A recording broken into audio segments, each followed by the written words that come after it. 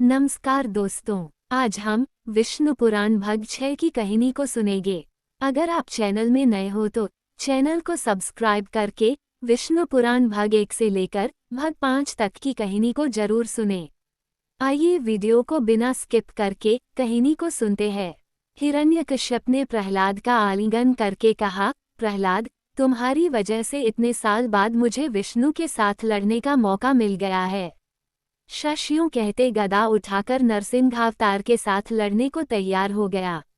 नरसिंह ने प्रलय गर्जन करते हुए उछलकर हिरण्यकश्यप को पकड़ लिया और उसको सभा भवन के द्वार तक ले गए। इसके बाद अंदर व बाहर से अतीत द्वार के चतुर्भुज पर रात व दिन से परे संध्या के समय आकाश व पृथ्वी से भिन्न अपनी जांघों पर रखकर अस्त्र शस्त्र से परे अपने नाखूनों से उन्होंने ब्रह्मा से प्राप्त सभी वरदानों से भिन्न हिरण्यकश्यप को पेट फाड़कर मार डाला। नरसिंह ने प्रहलाद को अपने पिता की अंत्येष्टि क्रिया करने तथा राज्य सूत्र को संभालने का आदेश दिया। फिर उसको आशीर्वाद देकर नरसिंह अवतार विष्णु अंतर्धान हो गए। इस प्रकार जय और विजय का पहला जन्म समाप्त हो गया। विष्णु के आदेशानुसार प्रहलाद ने चिरकाल तक राज्य शासन किया और इसके बाद अपने पुत्र विरोचन को गद्दी पर बिठाकर वो विष्णु भक्ति से प्रेरित होकर जंगलों में चला गया। विरोचन के बाद उसका पुत्र बलि गद्दी पर बैठा। क्षीरसागर के मंथन के समय उच्चौश्रवा नामक जो घोड़ा पैदा हुआ था, उस पर बलि ने अधिकार कर लिया। राक्षसों के शिल्पी मय ने उसके लिए थल, जल व गगन में विचरण कर सकने वाला वाहन बना कर दिया। अमृत की प्राप्ति में राक्षसों के साथ जो अन्याय हुआ, उसका बदला लेने के विचार से बलि देवताओं के साथ लड़ने को तैयार हो गया। देवताओं ने अमृत का सेवन किया था, इसलिए बड़े ही उत्साह के साथ उन्होंने राक्षसों का सामना किया। बलि ने इंद्र के साथ भयंकर युद्ध किया। उस संग्राम में राक्षस बुरी तरह हार गए। राक्षसों के गुरु शुक्राचार्य ने मृत संजीवनी विद्या के द्वारा मृत राक्षसों को पुनः जीवित कर दिया। देवताओं से मुंह की खाने के बाद बलि ने बड़ी लगन से राक्षसों को फिर से संगठित किया तथा देवताओं को हराकर अपने राज्य का विस्तार किया। सारे भूमंडल पर अधिकार करके बड़ी दक्षता के साथ राज्य करते हुए बलि चक्रवर्ती कहलाया। शुक्राचार्य ने उसके द्वारा 100 अश्वमेध यज्ञ कराए। इसके बाद बलि ने स्वर्ग पर आक्रमण कर दिया।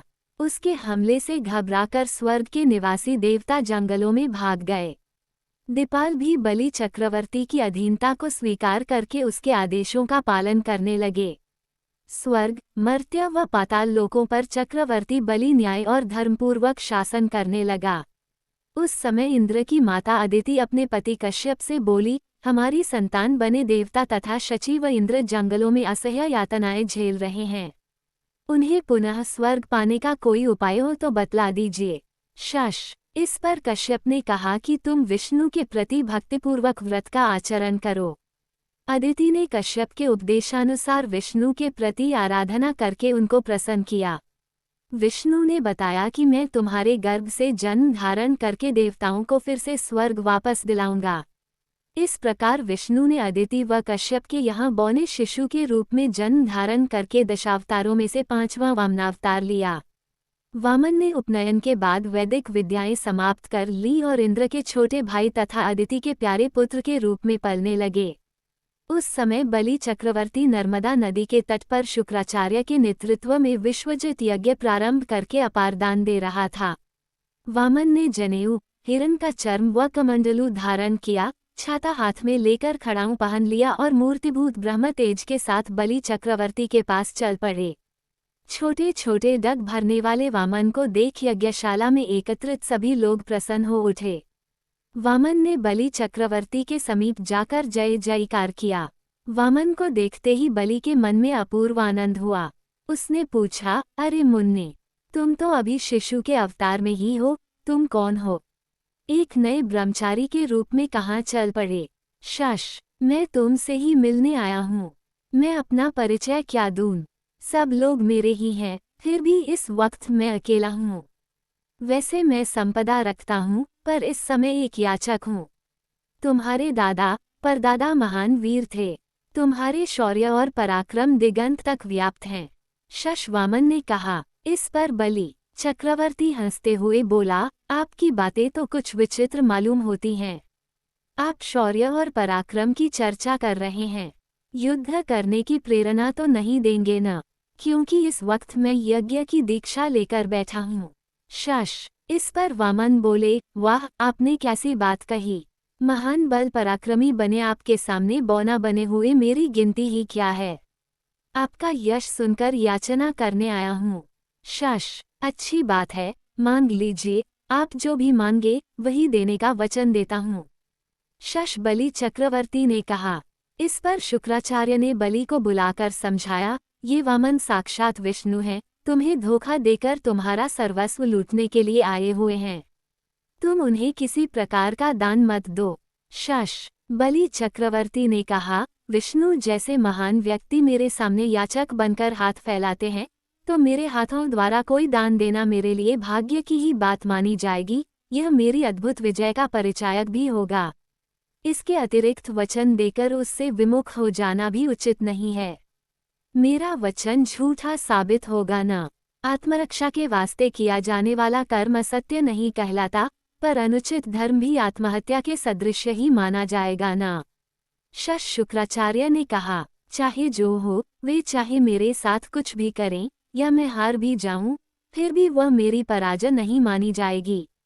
ये धर्मवीरता ही होगी। वैसे शिवी चक्रवर्ती आदि जैसे दान करके यश पाने की कामना भी मेरे अंदर नहीं है, परंतु वचन देकर इसके बाद उससे मुकर कर काय कहलाना मैं नहीं चाहता।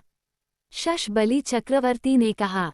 इस पर शुक्राचार्य क्रोध में आ गए और शाप देने के स्वर में बोले, तुम्हारे गुरु के नाते मैंने तुम्हारे हित के लिए जो बातें कहीं, उन्हें तुम धिक्कार रहे हो।